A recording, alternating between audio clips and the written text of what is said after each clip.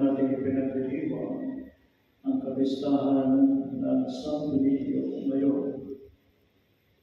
Kapag tinitingnan natin ang imahe ng Santo Niño, hindi naman natin nakikita ang isang batang nakabihis bilang hari.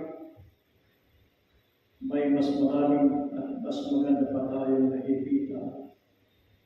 Ang Diyos na pinili at niloob na lumapit at nakibahagi sa ating buhay bilang mga tao. Hindi dumating ang Diyos sa mundo ito ng may kapangyarihan, nakakatakot o nakakakilabot o kaya may kadakilaan nakakapaniwala. Dumating siya ng may pag-ibig na nag-anyaya mula sa simula.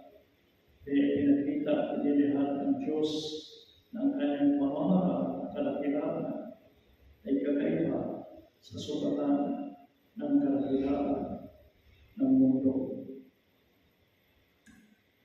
Sa Ebanghelyo, tinanong ng mga alagad si Jesus,